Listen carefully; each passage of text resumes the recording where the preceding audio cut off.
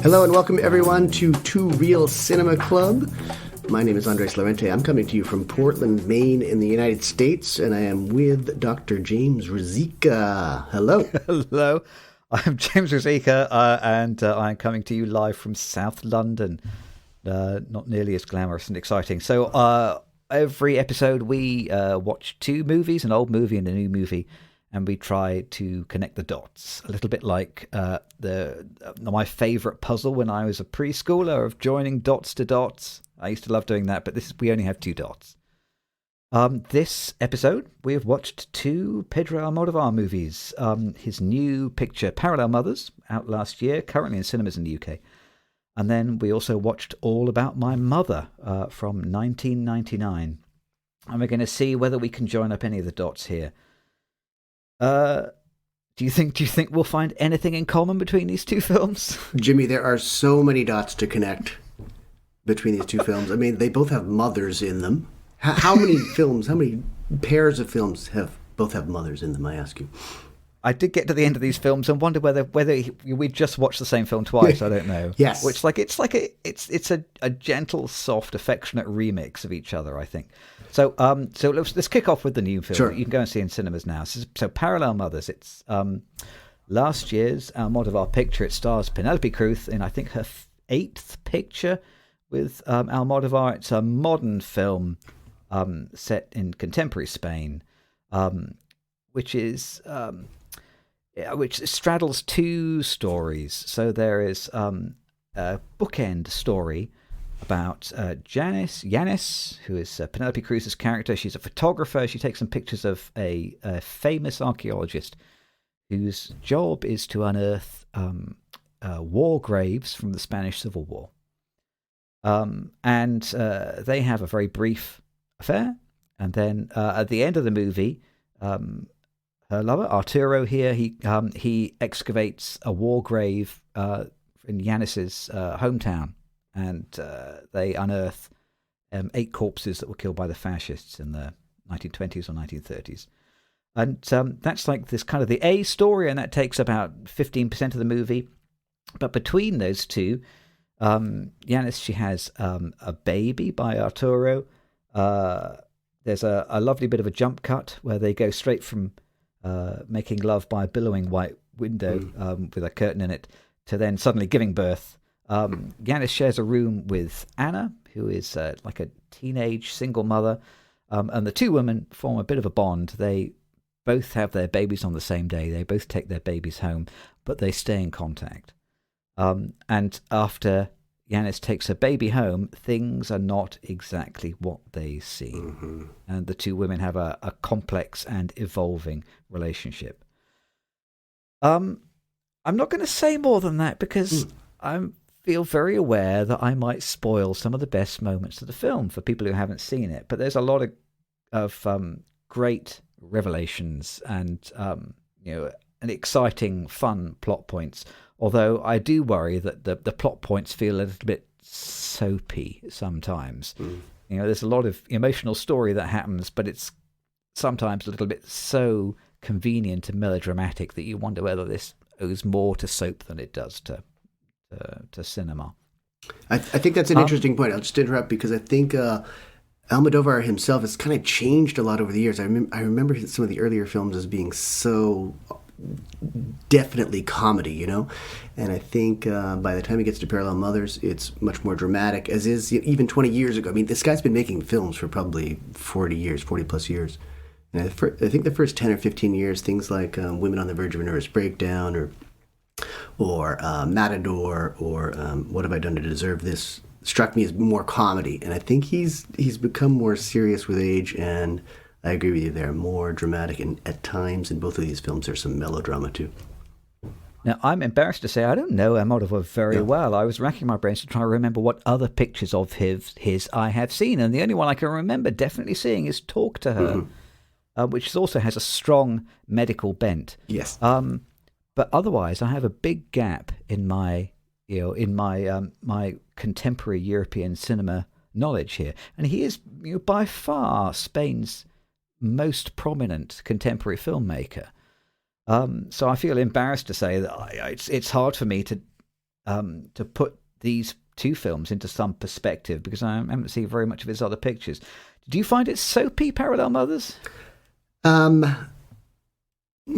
Not actually. There are a couple moments in All About My Mother that I think are soapier, but there were definitely, I think, some highly dramatic moments. And I think whenever you get into this realm of almost unbelievable things happening again and again in the same film, that sort of becomes soap opera. When you think of soap opera, these are shows with seasons and seasons of episodes, and there always has to be something big that happens in just about every episode, or a couple in every episode, in order to keep it going. So I think he does that a little bit in this film. You said you didn't want to let on too much, but there's kind of an unbelievable amount of chance and interesting and intriguing plot points in this film, even though it's not an action film. But there are plenty of chance encounters and moments that sort of lend it towards soap opera, I think. I did come away from the film feeling initially like it was very much a film of two parts, that there's this outer story about the legacy of fascism, and there's the inner story about women having babies and reflecting on all the changes that brings, and how that affects how you see the world and how you see yourself, and how one simple change can make everything turn upside down. Yeah. It took me a lot of thinking to figure out why these two stories belonged together. It almost felt to me initially like Almodovar wanted to make a movie about the legacy of fascism, but wasn't able to find enough story to keep at that for more than 15 or 20 minutes. So then reverted to his women on the verge of a nervous breakdown milieu to fill in the gaps. And it took me a long time to figure out that I think actually, no, they are the same story, and they do belong together. And it occurred to me just the other day, I think the underlying theme of this film, which ties both of these stories together, is revelation. It's about unearthing a hidden secret. And the secret is different in the two cases, but actually the mechanism is kind of the same. So although the fascist graves get unearthed archaeologically by brushing away the layers and carefully measuring the spaces that have been left, the revelations that happen about the interaction between Yanis and Anna's babies happens much the same way. It's about brushing away the layers and gradually turning over new details, and about bringing what is hidden out into the light. But I was very slow to cotton on to the similarities that they had when I first saw the films. But I think now that I finally realised that, I think actually it's a pretty brilliant bit of storytelling. It's it's a clever, very light-handed form of metaphor, and shows a great deal of restraint actually. So I think for that, it was a little bit different to what I expected. What little I know of Almodovar, I was expecting something very over the top, and it does have quite a lot of his normal tropes. I made a little list here in my notebook of some of the motifs from this film. Sure. And we might come back to this list in a minute. So I've written down medical setting. Yep. I've written down interior colours, especially red and orange. I've written there are no men of any consequence. Yep. There is vomiting, which apparently happens in a lot of his films. I was going to mention that, yes. Perfect. There is an older woman who is an actor. Yep. There is a story of sexual assault. There is a prominent LGBT story. And also there is this kind of this fascinating fetishization of objects, which I wasn't quite prepared for. It's like he shoots the film as if he were previously a product photographer for Vogue or Apple or something like that. He takes an awful lot of interest in small, tiny physical details. It's like fruit or a bowl. And there's a scene even where Penelope Cruz's character does some product photography, and the kind of photographs that she takes fit perfectly into the photographic vocabulary of the film. It's just an extension of the cinematography. I wasn't quite prepared for his interest in small, close-up objects. It's fascinating. Yeah, I'm glad you pointed that out. And I think that Penelope Cruz's character of Janice, she does that exactly right. She ends up almost as a letdown for her. She ends up sort of taking on any photographic job, and she does start doing sort of product photography and food photography. Whereas at the beginning, she meets Arturo because he's this, I guess, famous anthropologist. So she's doing a portraiture kind of session, but he does that, and maybe he's drawing attention to the fact that he does that by having her go through the same experience. So she ends up doing the same kind of work. I think it is a beautiful film, isn't it? I mean, I thought it's interesting comparing it to All About My Mother, because that film clearly shot on film, and Parallel Mothers very clearly shot on digital. And although it's a beautiful film, and there's some great colours, and Madrid looks fantastic, and the food looks great, and the interiors look great. There is something about the digital photography that does sometimes make it look a little bit like television. Maybe that's part of what gives it that soap opera-y feel sometimes. And there are a couple of other interesting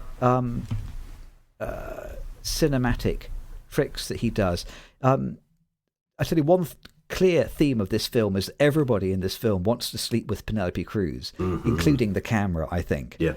All of the characters, even the baby, wants to sleep with Penelope Cruz, and so does the camera. The camera loves homing in on her. Yeah. There's a number of shots where they do this curious digital fade, and she is on screen with some of the other characters, and all of the other ones fade out except for her, and she's kind of left as the only lit character just for a few seconds. And I don't know whether that's a common cinematic theme for him, or whether it's something that he wanted to do this time round, but it's stuck in my mind, actually. It's an interesting use of photography in this film. That elevates it above the televisual. Yeah. What was the standout scene for you? What stuck out? The thing that stuck out for me was this one moment, and it because it's an exception, basically. I agree with you. I think the film is just beautiful, and it seems effortless somehow. I think he's so good now that this is not hard for him to do. I don't think he has difficulty making films, and you can see it. It all falls together very well. It's all shot very beautifully. The scene that sets out is the one moment where there's something of a money shot, and it looks kind of ridiculous. It's when they're driving into the countryside towards the excavation site for the first time. There's a drone shot or something of them speeding through in this little sport utility vehicle, and it stands out because it's just not Almodovar. It's this bizarre little money shot, and there aren't money shots in either one of these films. So that's the thing that stands out, because he's trying to do something that I guess would be more hip and more present day, when he doesn't need to do it. Otherwise, I thought it held together really beautifully. I thought it was fantastic.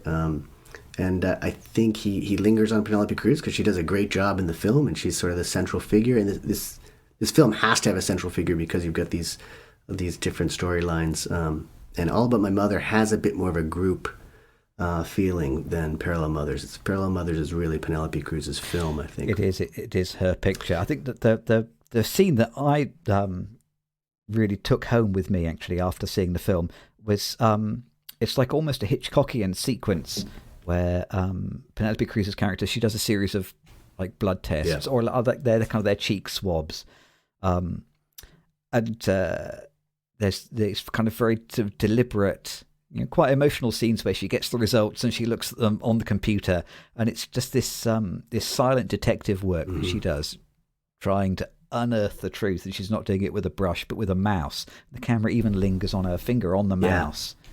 That kind of there. I really remember that scene very vividly. It's a beautiful bit of storytelling. Yeah, there are a couple scenes. It's great. Yeah, he does that in a couple scenes too. It's very early in the film. She's on the computer doing something, and draws a lot of attention to her fingers on the mouse. I think one thing that really struck me was, and again, this is the sort of the growth of the director, the filmmaker here, is that there's a one moment where, in as recently as 2007, I don't know if you saw Volver, which is another film with Penelope Cruz. Oh. So he has darker moments in the past, and there's a scene in there where she has to kill an abusive lover or partner, and there's a moment in Parallel Mothers where she's about to sort of lose her baby to another character, and for just a moment, it feels like murder is an option there, and there's even a musical cue at that moment. I hope you know what I'm talking about. And Yeah, so I do, I think yes. and it fits in perfectly with the whole burial scene, because that she ends up burying a body in Voltaire, and he gives himself that option. It's never going to happen in this film, but the option is there. And for a moment, I thought, okay, yeah, that makes sense. She's going to go bury her victim out with the other dead people in her hometown that the fascists killed. That option was there, and even musically, the cue was taking us there a little bit. But he doesn't do it because it's an older Almodovar who's not going to kill off a character like that. But it was, for a split second, it was an option, and it came to my brain thinking, oh, he has done this in the past, but he doesn't do it here. And it would have been inappropriate, but it was there for the taking if he wanted to. So, just to tantalize the audience with the possibility there is exciting, though, isn't it? It's fantastic. I did make a little note. I wrote Bernard Herrmann style score. Yes, which is just what it is, isn't it? Yeah. It's fantastic. And it's by some guy Iglesias, isn't it? Who I want. Oh, yeah. He's not related to Julio Iglesias, isn't it? If I were a cleverer man, I would have looked this up before we started recording. That's a good question. We can look it up. We can look it up. Yeah. We'll look that up. but I do think, the score is outstanding in this film. Actually, there's an awful lot to enjoy here. Yeah. And the one other thing I really wanted to point out, which is in my my slow-moving, sludge-like brain trying to figure out why the story fit together, I realised that this film does, at least, it has one of my favourite plot points, which you see again and again in the film, but I always feel shortchanged if I don't see this in a film. I think this is one of the most essential, fundamental little bits of storytelling. I think probably we'll come back to this again in the future. I think you don't really have a story, or you don't really have a film, if you don't have this plot point, which is somebody making a choice. That Penelope Cruz, she has a choice to tell Anna, who's the teenage mother, an important fact or not. Yep. And it's the fact that she entertains this choice and she chooses what to do. That's what creates a story. And I feel too often. I see dissatisfying films where the characters, they go on some kind of big old journey and they go from A to B and lots of things happen, but nobody actually really makes a choice at any point through the film. Yeah. And that's the death of drama. I think, the crux of a human story is somebody making a choice. Good. Yeah, good point. And how does that affect other people? I think is exactly. That's the immediate circumstance or consequence. It means you can always look back and think, oh, if only I'd chosen this, or these terrible things have happened, but it's what I chose. This is where drama comes from. I love to see people make choices. Precisely. It astonishes me when you see a film that doesn't have people making choices. And he gets tension out of that. That's the thing, is that choice could have come much earlier. It possibly could have come a little later. It doesn't. It comes right where it does. And similar to All About My Mother, this is about very small communities of people getting together to make things work, as opposed to letting that tension just drive them absolutely crazy. So there's something very, I think, adult or very mature about that it doesn't lead to, maybe it's about the characters that he writes about, maybe it's about the director himself, but it's not where things could very easily spill out of control, as I said before, to the point of murder potentially, but characters coming together to make things work. Yeah, it's not facile, is it? This film, it's mature and adult. Isn't it? Yeah. It's like it's a film about adults made for adults. Yeah, it's And I think that's again. So that might be a theme that is an Almodovar theme. You mentioned you had your great list there, and I would add to that mothers who face loss in both films and in many of his films, living together out of necessity. Like forming these communities to overcome things. So in both films, someone has to move in with someone else just to sort of get by or to improve the group situation. And then I think, as you said, fathers who just don't know their children, don't acknowledge their children. Those are all themes that crop up in a lot of his films, I think. Right. Well, let's take a quick break, and then let's flick to the B side. Absolutely. Or maybe it's the A side, and we'll talk about All About My Mother. Perfect.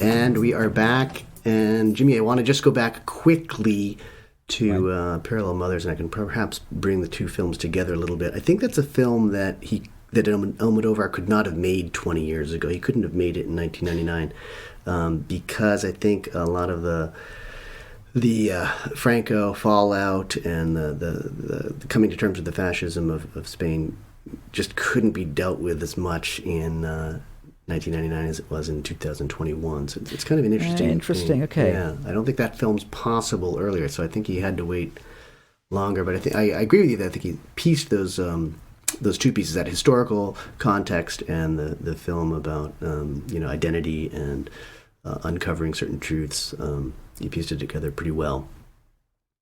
I must. Interestingly, you talk about the place of the film in history, because I would argue, and I'm sure you would probably agree, that you probably couldn't make All About My Mother today, or if you did, it would look and feel quite different, I think. You were saying, so had you seen All About My Mother before, or was this the first time you watched it? I saw it probably soon after it came out. I think it's 1999. I think it came to the States probably 2000 or 2001. It took a little while, I remember. So I did see it then. Was not as impressed with it as the younger man that I was impressed with it this time around. So I did enjoy it more. And then I was just on a flight back from Los Angeles. I could have seen it again on the airplane, but I figured, I don't know, I don't need to see it that many times, do I? But I did enjoy it more. And I might as well go into the story a little bit here. There's some doctoring questions for you here, Jimmy, because it starts with a transplant of some sort, and Manuela, who's our protagonist, is a nurse. Apparently she deals just with the transplants. It's hard to say, but she's a nurse. And then her son Esteban is an aspiring writer.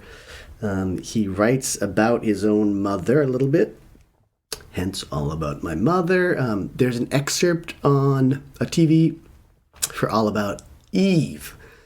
Yeah. Some serious connections between that film and the life of Manuela and Esteban, or Manuela's life in particular. She was an actress, it turns out, Manuela, and she even acts in an organ transplant video that Esteban's very interested to watch happen in production. So Esteban's about to turn 18, I believe. There's a very direct foreshadowing of him almost getting hit by a car as he's going out to see A Streetcar Named Desire as his 18th birthday present. So there's a lot of touchstone stuff with those two works of art, All About Eve and Streetcar Named Desire. And Manuela has promised to tell Esteban the truth of his father after they see this play together.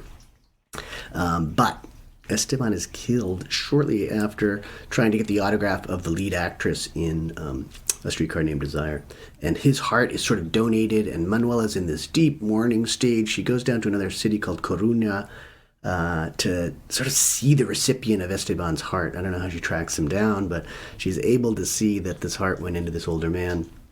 And as you said, there's a lot of medicine in this. And maybe we should have you talk about some of the medicine after we finish with this one a little bit more. But like his next film, I think after this is Talk to Her, which you've already mentioned, also very interested in medicine. Very medical, So that's sort of the end of the first act. Manuela decides to go to Barcelona to try and find Esteban's father and tell him that that Esteban has died. And she immediately sort of intervenes in this sexual assault where the victim happens to be an old friend of hers named Agrado. And I think Manuela and the character who we're going to call Lola from here on out, which Lola is actually Esteban's father. They're from Argentina, but she tracks them down. She tracks down Agrado in Barcelona. We see Sister Rose, that is Penelope Cruz's part. She's a nun, and she's pregnant. And looking incredibly young, isn't she, in this film? Yes, so she's probably, this is 20 years ago, she's probably early 20s or mid-20s at most. So these are two parts for Penelope Cruz, basically a lifetime apart almost, like a generation apart, so it's very interesting. She has a smaller role. She's definitely not the protagonist in the film, but she does have a very important role. Manuela sort of ends up living in or staying in Barcelona. She is able to see the streetcar Name Desire performance again with Umo, the famous actress. And they sort of connect over Esteban's death because Umo remembers him trying to get an autograph. And Manuela even has to...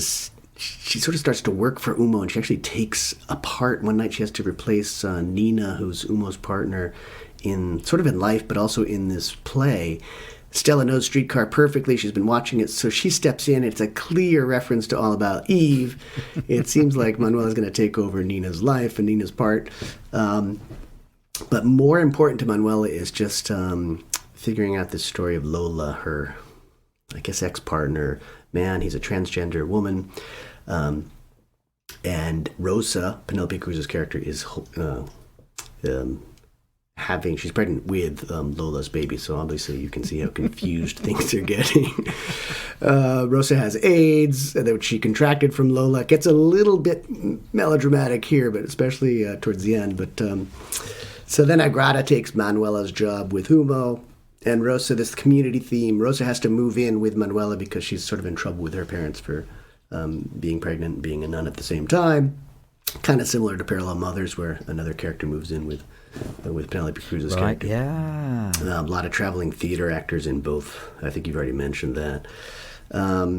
Rosa says at one point, so this is sort of the theme stated, the baby will belong to both of us. It's another bit of foreshadowing, and you get this theme that parenthood is really difficult, but it's worth it. There's an important monologue where Agrado has to sort of kill time at the theater or perform one night because neither Nina, who's sort of strung out on heroin, nor Humo can perform that night. And Agrado is this transgender woman who has had a lot of surgeries and done a lot of work, and the theme there is that you're more authentic when you become the person you dream you are, even if you need a lot of plastic surgery to get there. And I think we could just replace a lot of plastic surgery with a lot of work to get there.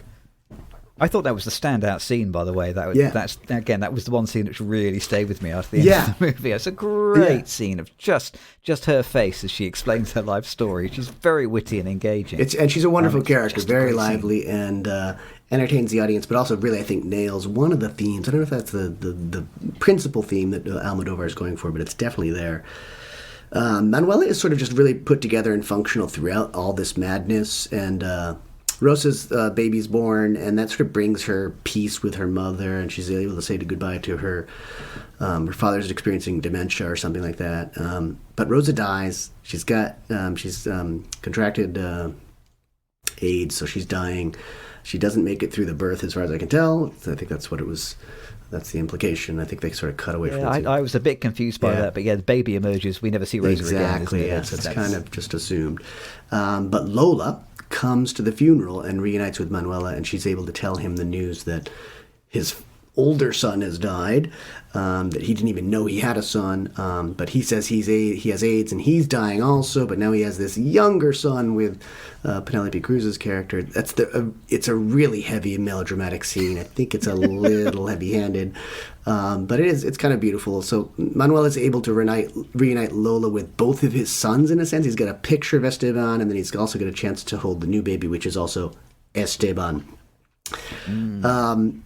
And that's sort of where the film ends. There's this dedication to mothers and actresses and men becoming women, and at the final, the music is very Chinatown at times. It's wrong. I think we talked about the music in the other film, but there's some times here where I think this is a noir film, and it's very misplaced, I think. It's my opinion.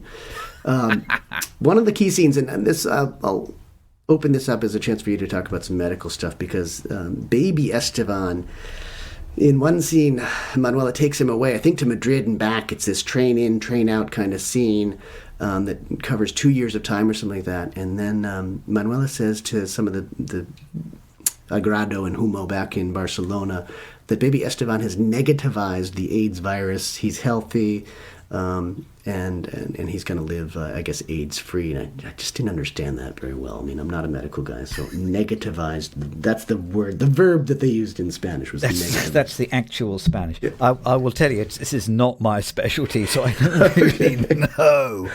That's the short answer. Okay. But it didn't seem like the most implausible part of the film. Mm-hmm. And and certainly I think it is possible for you to be an HIV positive woman and then have an HIV negative baby. Okay. I would not like to speculate further on that in case a professional colleague emails me angrily and says that I've said the wrong thing. So I don't know about that. It just felt like a metaphor for hope. Perfect. Good. Yeah, that's about all I can say. I made a little list watching this film of some of the motifs of the film, and I've written down medical setting, interior colours, especially red, a lot of red, sexual violence, LGBT themes, puking up. Yep. Because Nina, the lover, is kind of there's a scene about where because she takes her heroin, she pukes up afterwards. An older woman who is an actor. Yep. There are no men of any consequence. I've written exactly the same list as the last time, and I'd have to admire a filmmaker who can be so consistent. Yeah. Well done, well done. Strangely, for an Almodovar film, I came away with actually a feeling that this was quite a restrained film in many ways. I felt like there are so many events and there's so much that happens in this film that quite a lot of things were left on the table, which could have been explored much more melodramatically.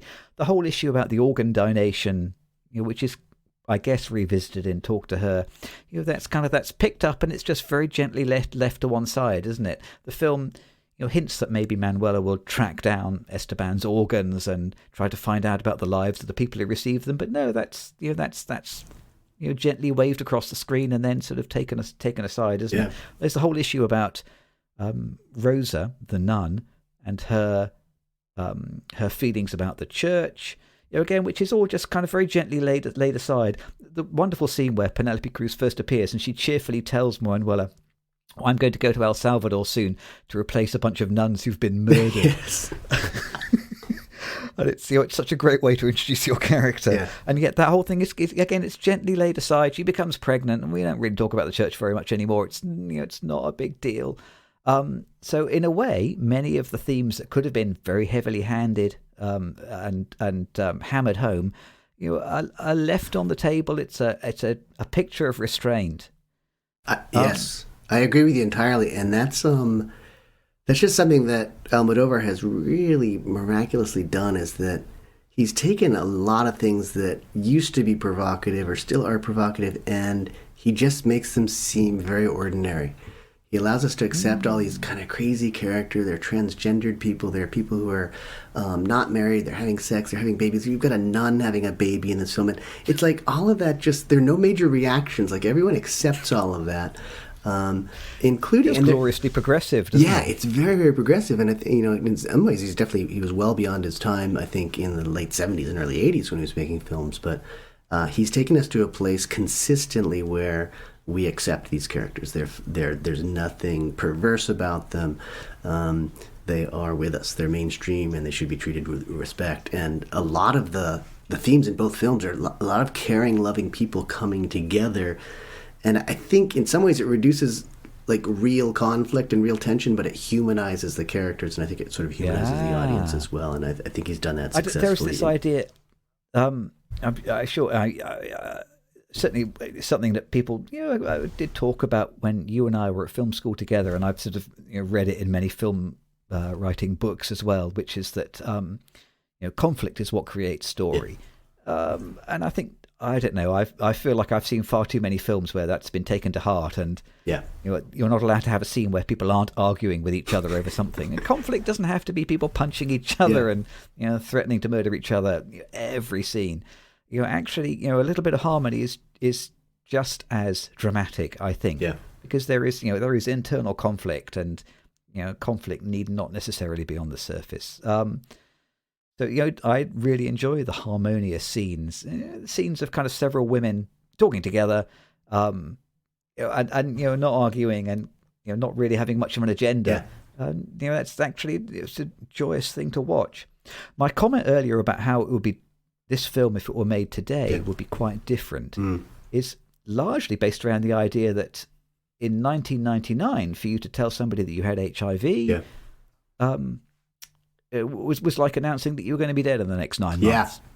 Yep. And what a glorious world we live in now, that this is not the case anymore, and that there are millions of people living with HIV and getting on with their lives. Yeah. Thank you very much. Yeah, great point. Whereas Lola's character is in a very bad way when he comes to the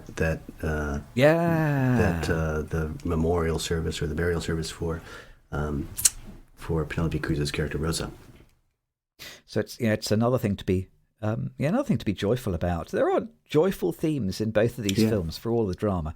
Earlier on, before we started recording, you were going to explain to me about the difference between European Spanish characters and South American characters in this film. But I didn't let you finish the thought. Didn't. How does that work? You didn't. They're in both of these films.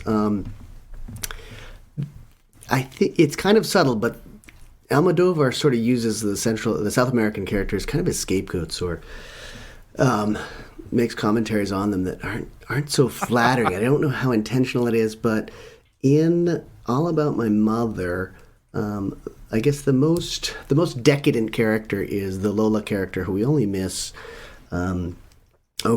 at the very end of the film. But only rolls up at the end. Yeah, he's talked about, and he's Argentine. I think Manuel is also Argentine, so they sort of were a couple. They moved to Spain together, and he's kind of debaucherous. He definitely is a philanderer. He is a drug user. He ends up becoming a transgender character.